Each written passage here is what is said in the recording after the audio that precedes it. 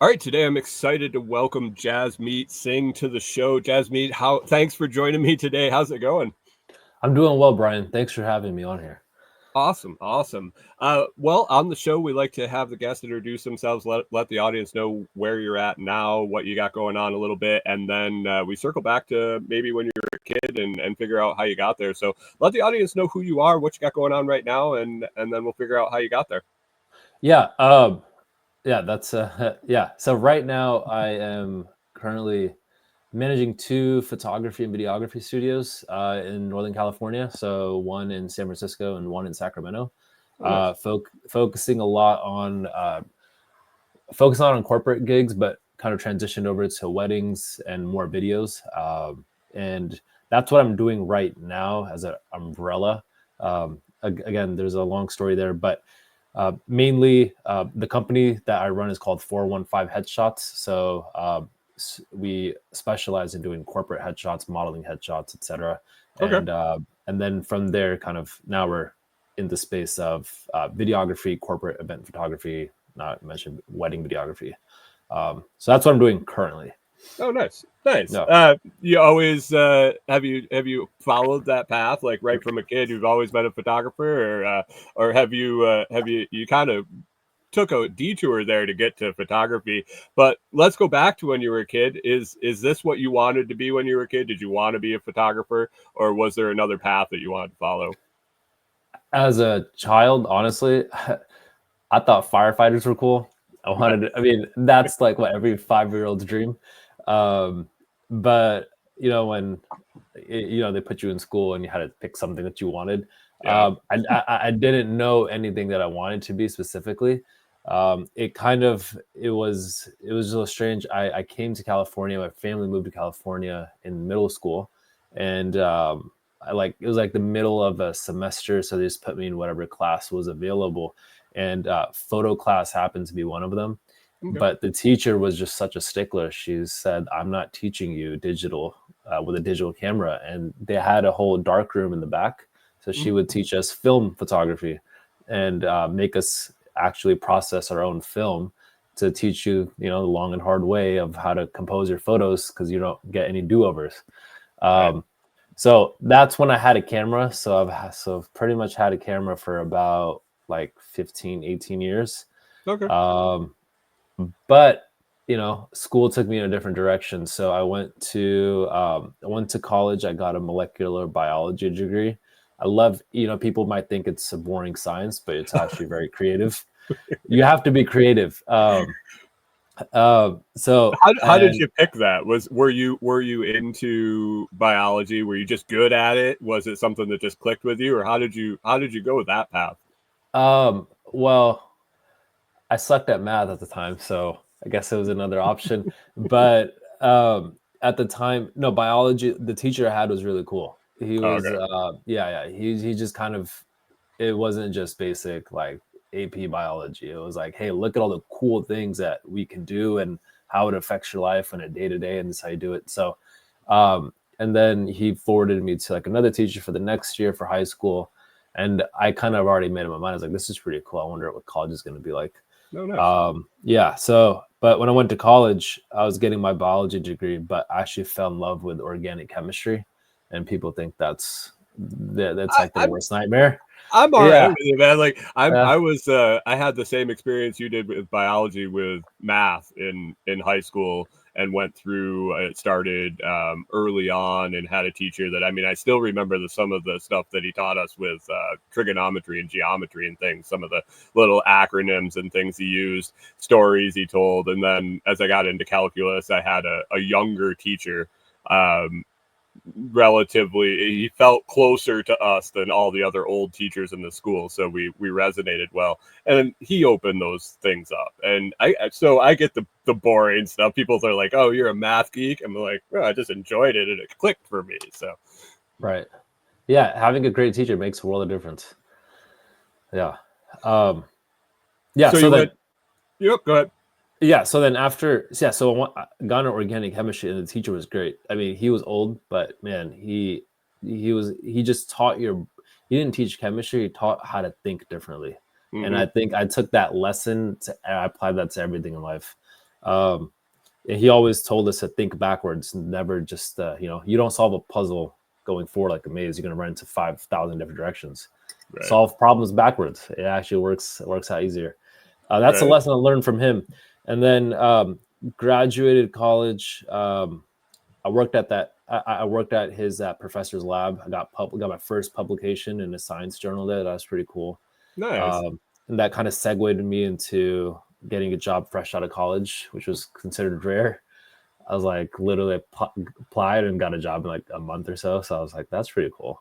Is it a big market for jobs, or I mean, is it a wide open field when you graduate with that type of degree?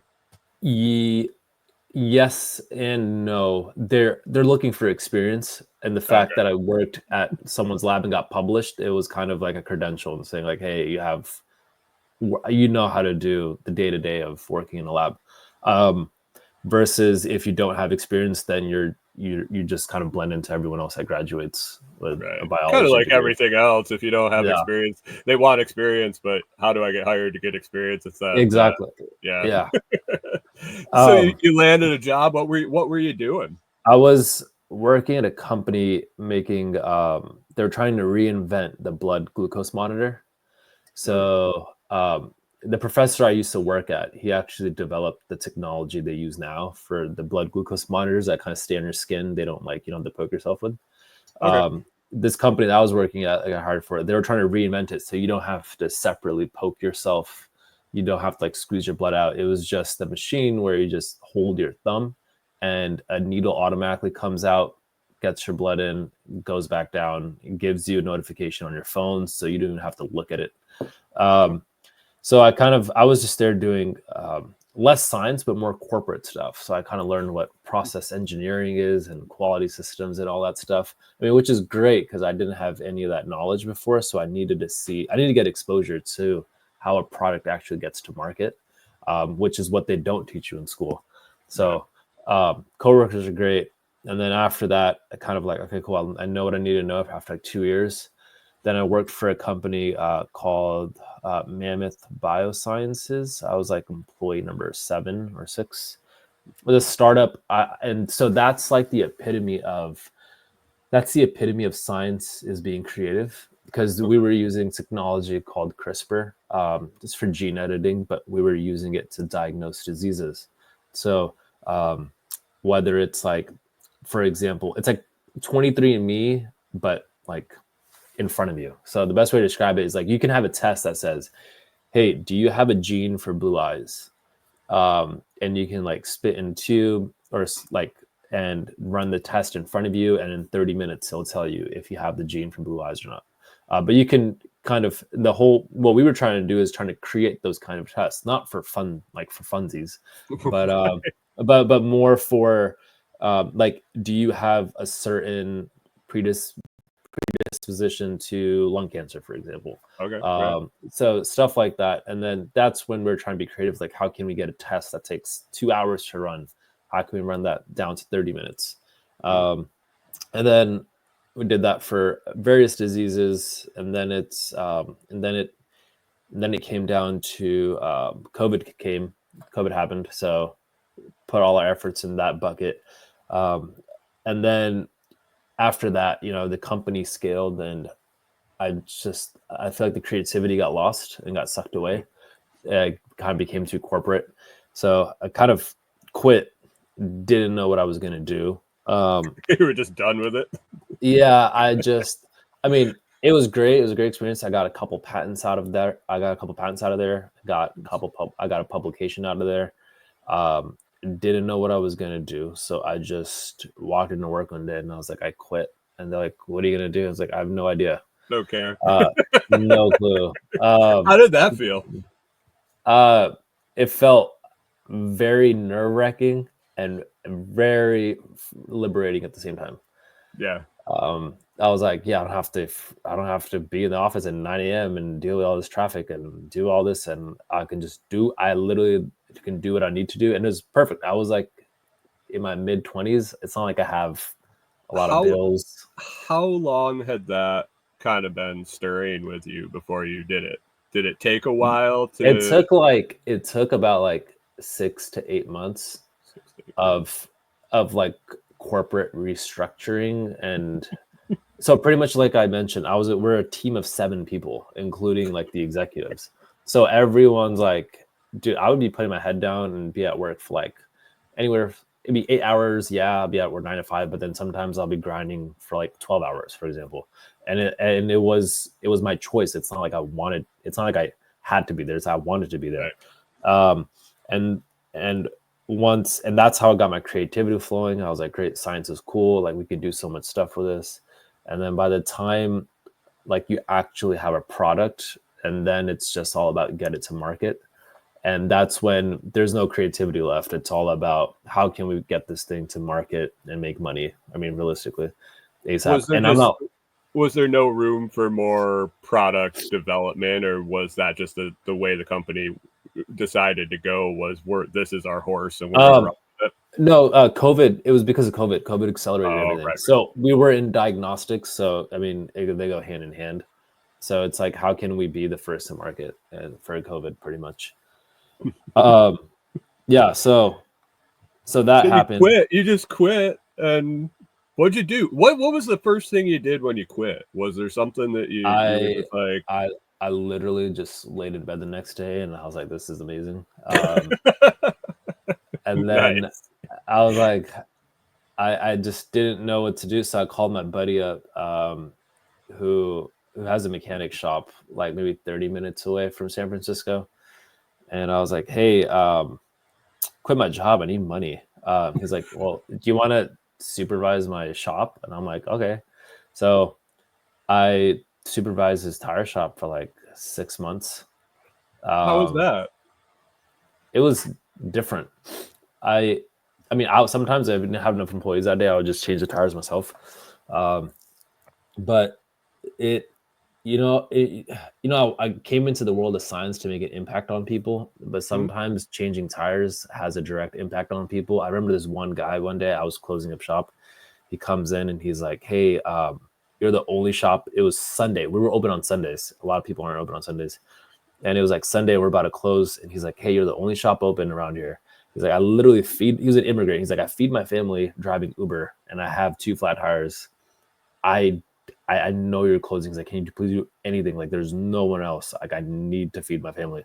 I was like, "Oh," I'm like, "Shoot." I'm like, I did not want to change the tires. And I was like, and the employees already left. I was like, all right. I was like, I guess I'll do it. And then it was just having like times like that when I know it's just changing tires per se, but people depend on transportation to get stuff done. You changed the course of his life by your decision. Now, like I get the greater picture of as a scientist at a company developing a product that potentially helps or saves millions and millions and millions of people. That's phenomenal. But you changed that guy's life in that instance, in that decision, and I mean they both have value for sure. I'm wholly on board with that second scenario too. Right? It's like you're changing people's. Granted, it's not going to be like so like drastic in a way, but you like don't know that yeah. Like who did he drive that night that he met that maybe changed his station in life forever because he was able to do it because you put tires on because you stayed late. Like you don't know. I mean, really. Yeah, exactly. Yeah, and I mean, you think about it, it's like, dude, ambulances run on tires, firefighters run on tires, everything runs on tires, and I was like, yeah. So, but one day I was there, I was just taking pictures. I would bring my camera with me, and I would just take pictures of cars or whoever. And then one time I took a picture of a wheel. It was by Fuel, like those off-roading wheels, like they put on Jeeps. Yeah. And then I took a picture of a wheel, and then Fuel actually put it on their Instagram. And I was like, that's pretty cool. I mean, that's cool. Had you been taking pictures the whole time? No, I would just take, that was like the second one I posted on Instagram of like wheels. And I was just bored too. I was like, well, there's no one at the shop right now for an hour. So, well, when you you learned photography in school, did you continue? Oh, yes. Yeah. People would ask me to take photos of their, engagements, like family photos, Okay. like outdoor headshots, stuff like that. So I mean, it's not like I was out of touch. I was in touch. I was just doing it more for friends and family. Right. And then I was there, and I was just, any customer that come by with a cool car, I would take the photo. And then it's not once, not twice, like 3 to 4 times. People are like, "Hey, man, you love photos. Like you should do this for a living." Nice. I'm like, strangers say that. Sometimes you listen to strangers more than you listen to other people.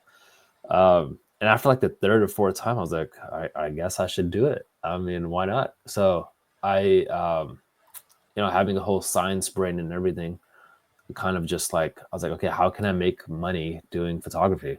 Like that has to be the end goal. And it's like my organic chemistry teacher said, like, think backwards, not forwards, right? So it's not like I'm just gonna go up there and just go on Instagram like, "Hi, I'm taking photos." Like, no, I was like, who makes the most amount of money? How do they do it? And let reverse engineer that process. Right. So I kind of went online, like saw like I'm like, it has to be San Francisco. San Francisco is considered one of the major cities in America. Like mostly people should be taking the photos. So I kind of just like one of the top 5, 8 photographers websites, see who pops up most frequently, like how their website's designed, what services they offer, et cetera, and try to kind of reverse engineer that process. I didn't even know what SEO is at that time, search engine optimization, and I was like, "What's this?" And I literally I had a science brain, so I just learned. I like read all the articles on Google about it, did everything, and then in the meantime, I finally I was working at a tire shop. I like kind of tapered down, working on my site. I worked on my online presence for like about 3 to 4 months. I finally started and I started running paid ads, doing all that stuff. And I was like, I just need practice. I was doing photos for $40 an hour. I was like, let me take your headshot. And people are like, really, $40? And I'm like, yep, $40.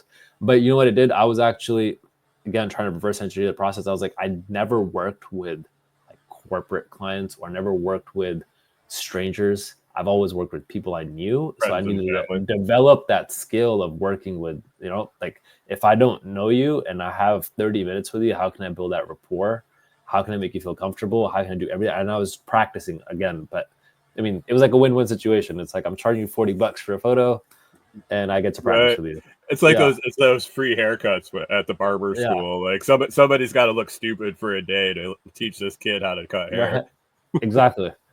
Um, yeah. So I did that for like about 6 months, and then in the meantime, I was building my online presence, and then finally, I like hit like the first page of Google. So if you Google like headshots in San Francisco or like professional headshots, I was like on the first page of Google.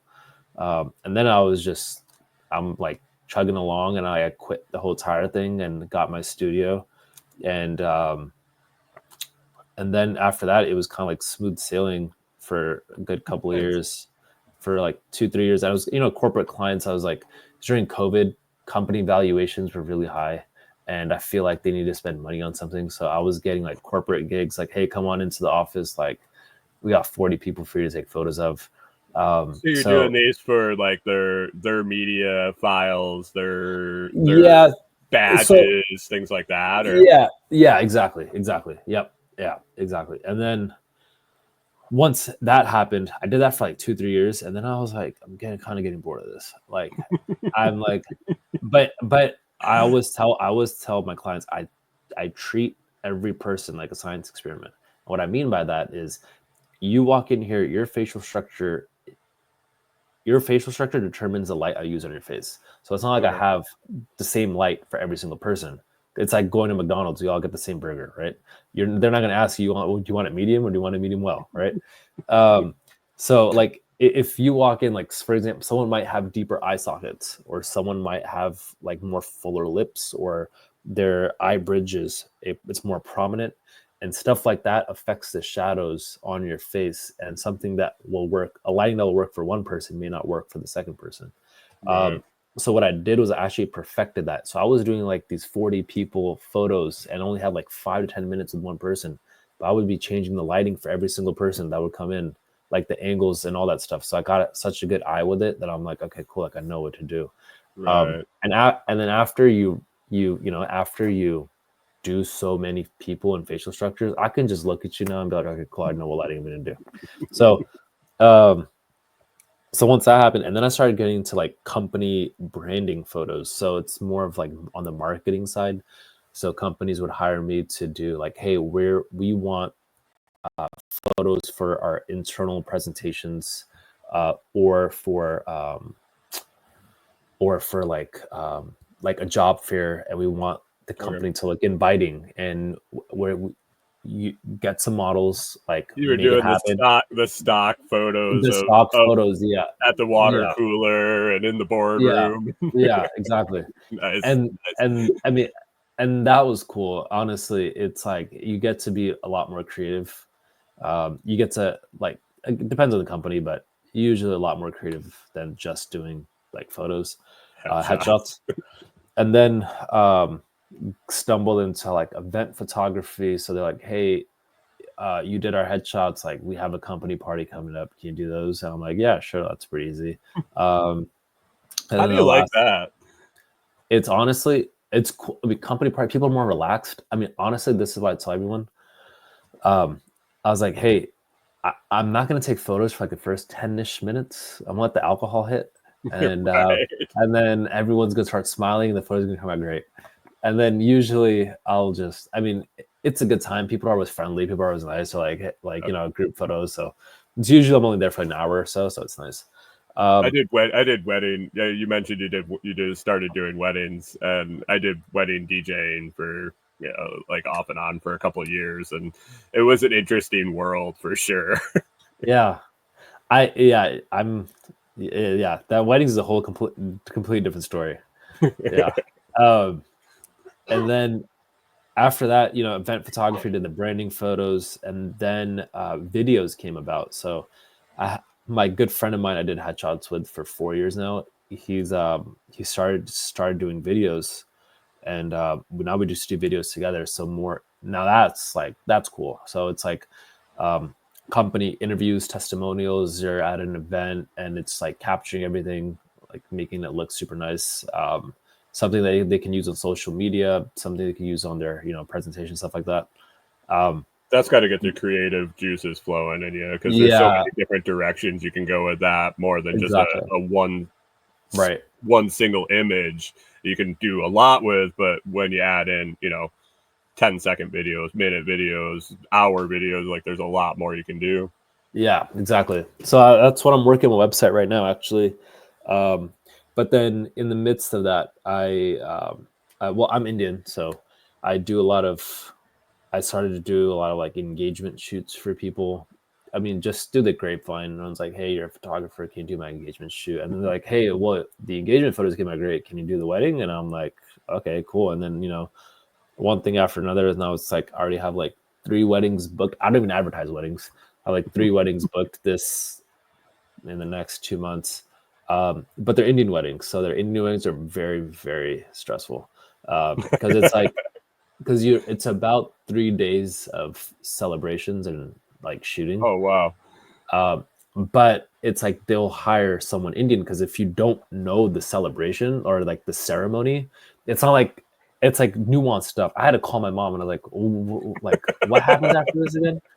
um but if you go with another photographer that doesn't know the ceremonies, then it's like you're not going to want, as a customer, to explain to the photographer, be like, okay, so here's a rundown and here's what you have to capture. It's like, because there's They're some not going stuff. to know what to look for, what the Yeah, cues are, what to capture. yeah, exactly. So it's like all that stuff that I'm just like, I kind of picked up on. I mean, as a kid, I never really paid attention to like to the ceremonies. So started doing that now.